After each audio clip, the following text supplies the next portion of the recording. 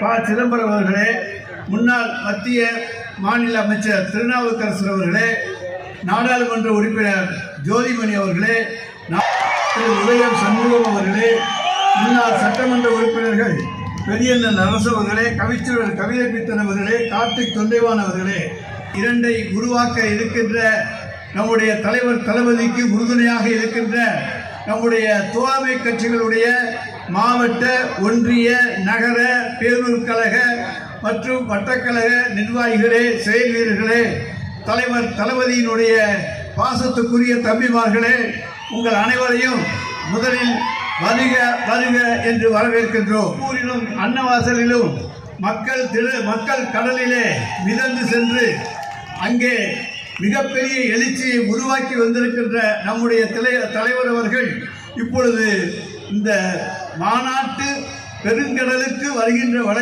வழியிலே மக்கள் கடலை மீண்டும் ஒரு முறை சந்தித்து வந்திருக்கின்றார். தமிழ்நாடு என்றைக்கும் தலைவணங்காது என்பதை என் துணிச்சலோடு எடுத்துச் செல்கின்ற நம்முடைய மாண்புமிகு தமிழ்நாடு முதலமைச்சர் அவர்கள் உங்களை எல்லாம் சந்தித்து மீண்டும் திராவிட மாடல் ஆட்சியிலே 234 தொகுதிகளிலேயும் வெல்வதற்கான வியூகத்தை வகித்து நம்மை திராவிட மாடல் ஆட்சி 2 தொடர்வதற்கு அவருக்கு நாம் என்றைக்கும் உறுதுணையாக இருப்போம் என சொல்லி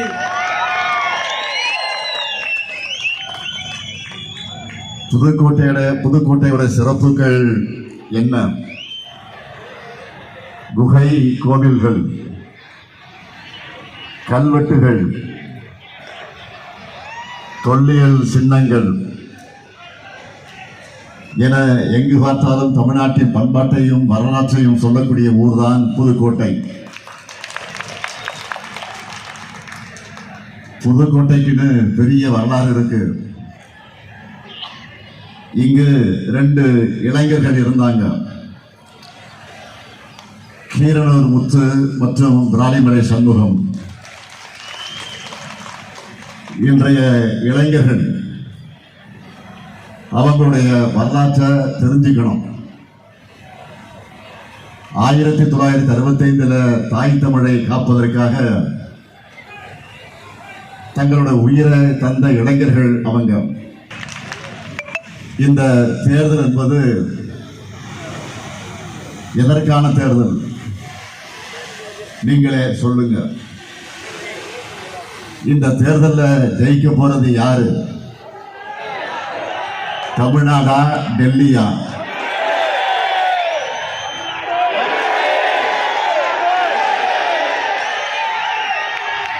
தமிழ்நாட்டுக்கு எது தேவை?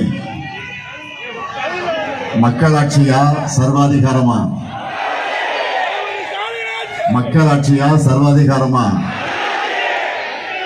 இதுதான் மக்களுடைய தீர்ப்பு. பதில்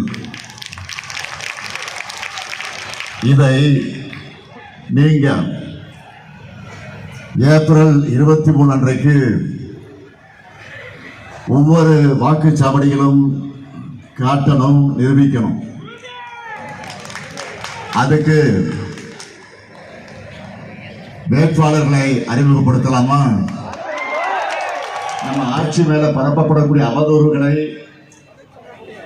ஆணித்தரமான வாதங்கள் மூலமா ஊடகங்களை எதிர்கொள்கிற திறமை கிடைச்சவர்.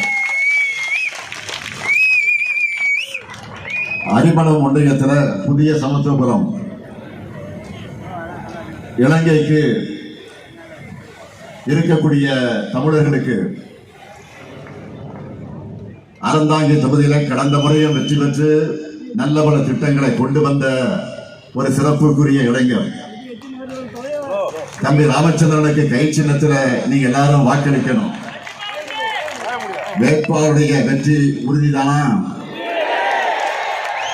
சத்தமா சத்தமா? மக்கள் கன்ஃபார்ம் பண்ணிட்டாங்க, வேட்பாளர் அமரலாம். வரைக்கும்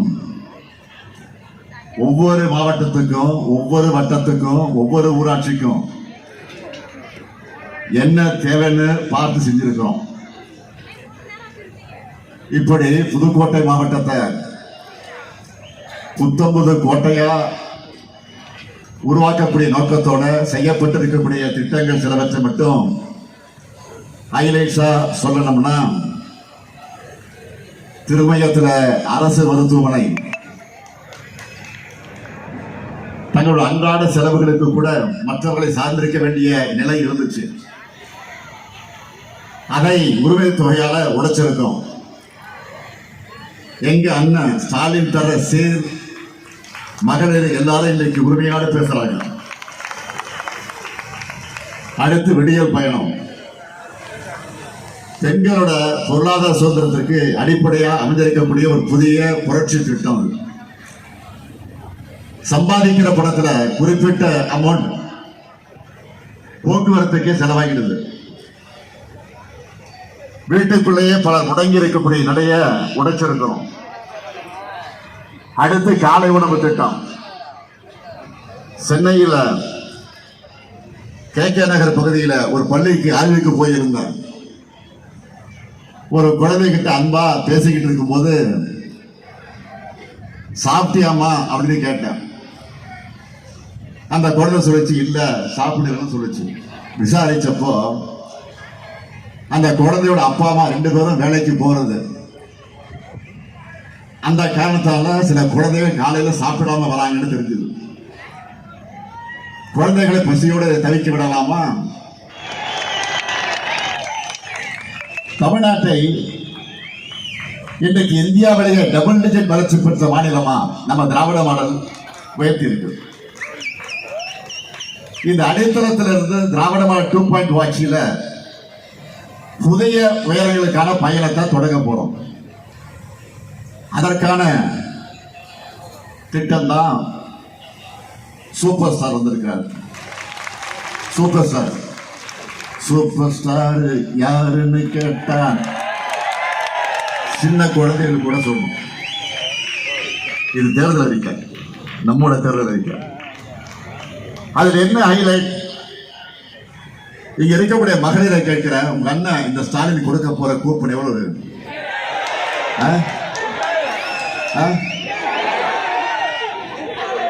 அர்த்தமா சொல்லுங்க. மகளிர்லாம் இப்போ வீட்டுக்கு என்ன பொருள் வாங்கலாம்னு டிஸ்கஸ் பண்ண ஆரம்பிச்சிட்டாங்க. இந்த திட்டத்துல எவ்வளவு தொகையோட கூப்பன் கொடுக்க போறோம்? 8000. இந்த கூப்பனை வச்சு உங்களுக்கு தேவைப்படுகிற வீட்டு உபயோக பொருளை புதுசா வாங்கிக்கலாம். இல்லைன்னா பழைய பொருளை எக்ஸ்சேஞ்ச் பண்ணி புது பொருளை வாங்கிக்கலாம். உங்களுக்கு பிடிச்ச கடையில உங்களுக்கு பிடிச்ச பிராண்ட வாங்கிக்கலாம். அடுத்து 20 லட்சத்துக்கு அதிகமான உழவர்கள் பயன்பெறக்கூடிய வகையில நவீன மின்சார பம்பு செட்டுகளை வழங்க போறோம். உயர்கல்வி முடிச்சிருக்கக்கூடிய 5 லட்சம் இளைஞர்கள் வேலைவாய்ப்பு பெறக்கூடிய வகையில நான் முதல் திட்டத்துல 1500 ரூபாய் உதவித்தொகையோட 6 மாசம் பயிற்சி வழங்க போறோம். பழனிசாமி கிட்ட கொள்கைகளும் இல்ல, சாதனைகளும் இல்ல.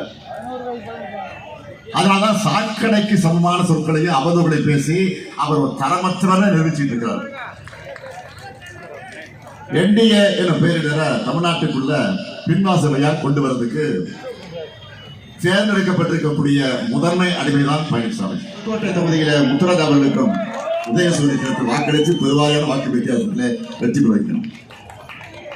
அதேபோல் கந்தர்வர் கோட்டை தொகுதியில சின்னதுரை அவர்களுக்கு அறிவால் சுத்தியல் நட்சத்திரத்தை வாக்களித்து பெருவாரியான வாக்கு வித்தியாசத்தில் வெற்றி பெற வைக்கணும். அறந்தாங்கி தொகுதியில டி ராமச்சந்திரன் அவர்களுக்கு கை சின்னத்தில் வாக்களித்து பெருவாரியான வாக்கு வித்தியாசத்தில் வெற்றி பெற வைக்கணும். நல்லா புரிஞ்சுக்குங்க. டபுள் இன்ஜின் டப்பா இன்ஜின் சொல்லிட்டு வர என்டிஏ கூட்டணி தமிழ்நாட்டுக்குள்ள வந்துச்சுன்னா தமிழ்நாட்டை மீண்டும் இருண்ட காலத்திற்குள்ள தள்ளிடுவாங்க.